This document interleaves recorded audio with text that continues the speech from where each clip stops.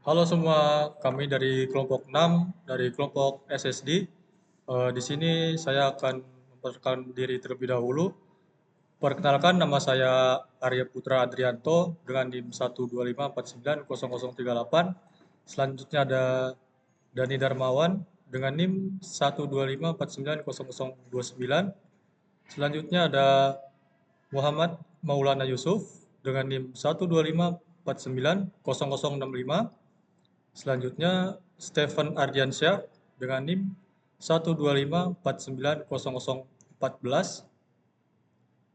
Lalu ada Muhammad Syalung dengan NIM 125490017.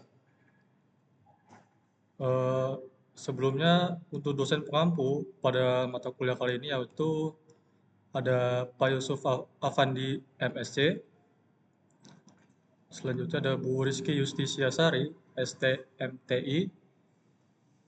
Ada Pak Gelart Urtirta Pratama Eskom Mkom. Di sini kelompok kami mendapatkan studi kasus nomor 8 yaitu konsumsi daya sistem otomasi sebelum dan sesudah optimasi algoritma. Di mana itu sebuah sistem kontrol otomatis pada lini produksi diketahui konsumsi daya listrik yang cukup tinggi. Tim peneliti mengembangkan algoritma kontrol baru yang diklaim lebih efisien. Pengukuran dilakukan terhadap konsumsi daya sistem sebelum dan sesudah penerapan algoritma baru. Selanjutnya, mahasiswa diminta menganalisis apakah optimasi algoritma benar-benar memberikan penurunan konsumsi daya yang signifikan secara statistik.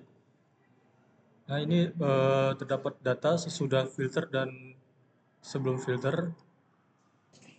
Saya Muhammad Salung akan melanjutkan penjelasan pada kasus ini.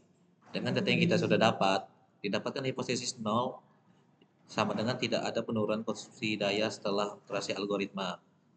Lalu pada hipotesis alternatif, terdapat penurunan konsumsi daya setelah optimasi algoritma. Karena data diambil dari sistem yang sama sebelum dan sesudah optimasi, maka datanya berpasangan. Kita tidak membandingkan dua kelompok terpisah, tetapi melihat perubahan selisih pada setiap pengukuran. Lalu, jenis uji yang digunakan adalah Pirate Sample T-Test. Dengan caranya, langkah-langkahnya itu yang pertama hitung selisih tiap pasangan sebelum dikurang sesudah, lalu hitung rata-rata selisih, dan terakhir apakah rata-rata selisih tersebut lebih besar dari nol secara signifikan. Lalu di sini ada uji normalitas akan dilanjutkan oleh rekan saya.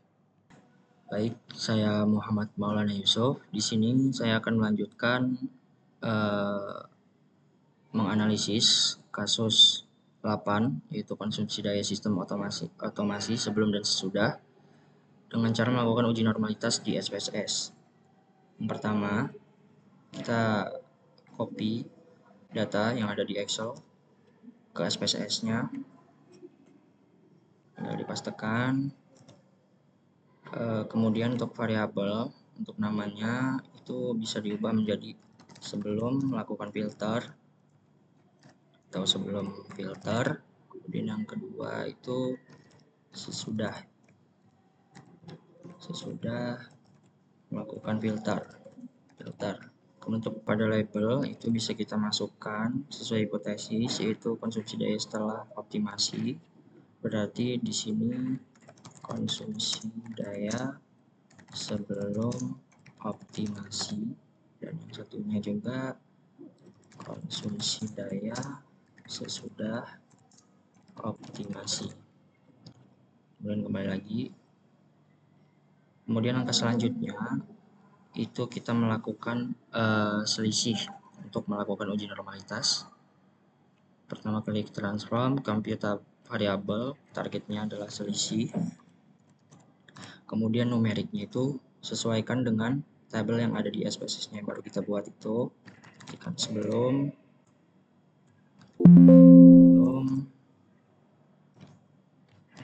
filter, selisih berarti dikurang, sesudah Sesudah filter, kemudian langsung aja diklik OK.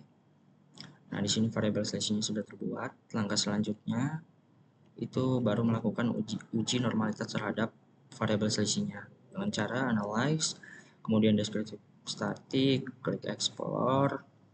Selanjutnya di dependent list ini, dependent list itu kita masukkan variabel selisih. Kemudian jangan lupa di bagian plunge itu checklist normality plunge with test, continue dan OK. Nah, di sini jika sudah terbuat, fokus pada Shapiro Wilk-nya pada signifikan, yaitu terdapat signifikan 0,004 yang dimana kurang dari 0,05 sehingga data tidak terdistribusi dengan normal. Langkah selanjutnya, kita tidak bisa melanjutkan dengan dependent list karena data tidak terdistribusi dengan normal. Maka di sini kita bisa melanjutkannya dengan cara melakukan uji dengan non-parametric. Yang pertama klik analyze, yaitu non-parametric test, kemudian latency dialog, kemudian itu pilih yang 2 relate sample. Nah, di sini untuk variabel pertama itu masukkan konsumsi daya sebelum, dan yang kedua itu sesudah ya. Selanjutnya jangan lupa wheel chosen-nya di checklist karena kita menggunakan metode wheel chosen. Kemudian langsung klik OK.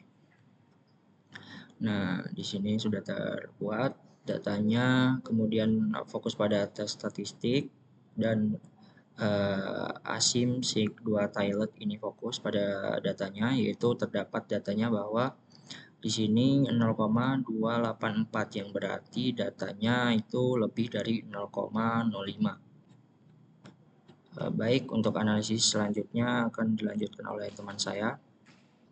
Saya dari Darmawan akan melakukan hasil analisis dari yang sebelumnya. Yang pertama itu dari uji normalitas. Hasil uji normalitas dari Shapiro-Wilk menunjukkan nilai signifikansi sebesar 0,004. Nah, karena nilai tersebut lebih kecil dari 0,005, maka dapat disimpulkan bahwa data selisih tidak berdistribusi normal. Yang kedua dari hasil uji kesamaan varians. Dikarenakan data hasil sama semua, maka uji kesamaan varians bernilai 0. Untuk yang interpretasikan hasil uji, itu diperoleh nilai asim sebesar 0,284. Karena nilai signifikansi 0,5, maka H0 dan H1 ditolak. Hal ini menunjukkan bahwa tidak terdapat perbedaan yang signifikan. Sekian dari saya, selanjutnya akan dibawakan oleh teman saya. Jadi di sini saya akan menjelaskan kesimpulan yang kami dapat pada hasil uji statistika di sini. Berdasarkan hasil uji statistika penggunaan SPS dan Microsoft Excel, dapat disimpulkan bahwa algoritma kontrol baru belum menunjukkan penurunan konsumsi daya listrik yang signifikan pada ini. Meskipun terdapat perbedaan rata-rata sebelum dan sesudah optimasi, hasil tersebut belum cukup puas secara statistika untuk membuktikan peningkatan efisiensi energi. Penelitian ini diharapkan dapat menjadi bahan evaluasi dan referensi dalam pengembangan sistem kontrol otomatis yang lebih efektif dan hemat energi di masa mendatang. Demikian presentasi yang dapat kami sampaikan atas perhatian dan kesempatan yang diberikan. Kami ucapkan terima kasih.